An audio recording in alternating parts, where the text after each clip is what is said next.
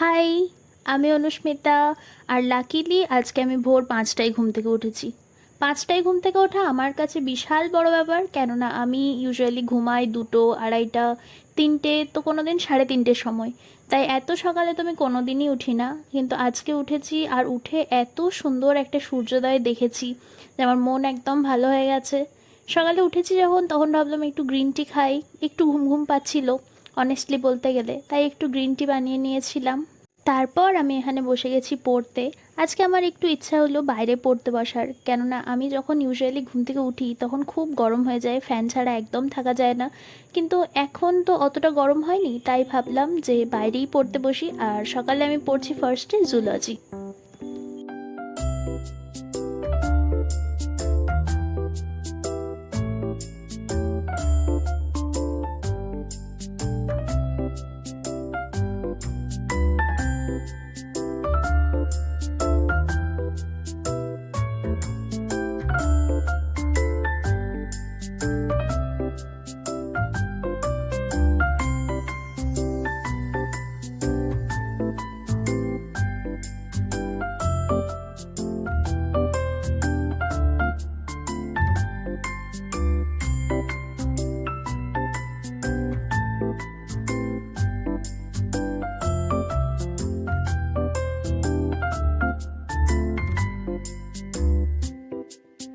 একটা সিক্রেট কথা বলে দিই, এই নিউরন আঁকতে কিন্তু আমার ছোট থেকে খুব ভাল লাগে। हमेशा शुरुआत ऐसे ही होती है। लिपटी हुई खामोशियां।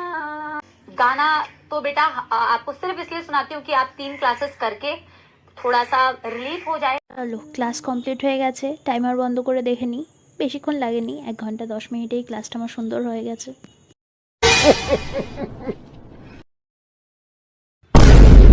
আমি জানতাম এইটাই হবে আমার সাথে। ভোর 5টায় উঠে সারাদিন জেগে থাকা আমার পক্ষে সম্ভব নয়, তাই ওই 8টা থেকে 9টা এরকম 1 ঘন্টা আমি ঘুমিয়ে নিয়েছি। যাই হোক, তারপর মনে হলো যে না, স্নান করে নিই, তাহলে হয়তো ঘুমটা কম পাবে। তাই স্নান করে একটু ফুল নিয়ে চলে এসেছি আমার ঠাকুরের কাছে।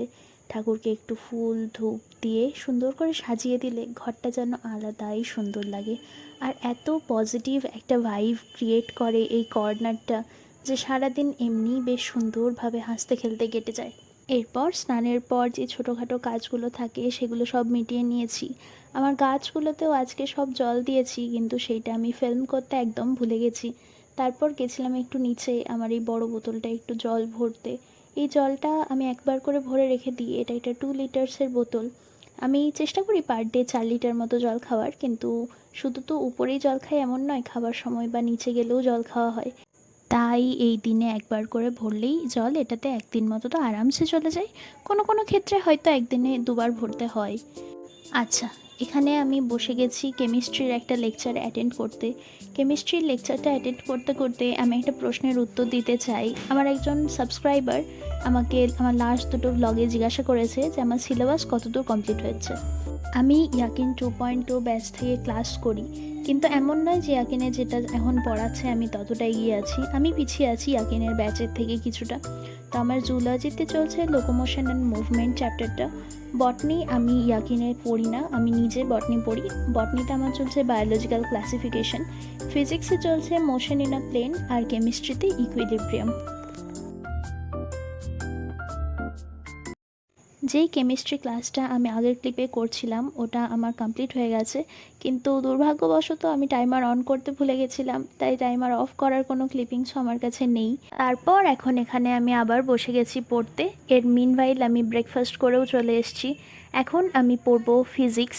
তো সকালবেলা উঠে থেকে মানে 5টার সময় উঠে আমি অ্যারাউন্ড 6টার সময় পড়তে বসেছিলাম, আর এখন বাজছে ওই 11টা মতো।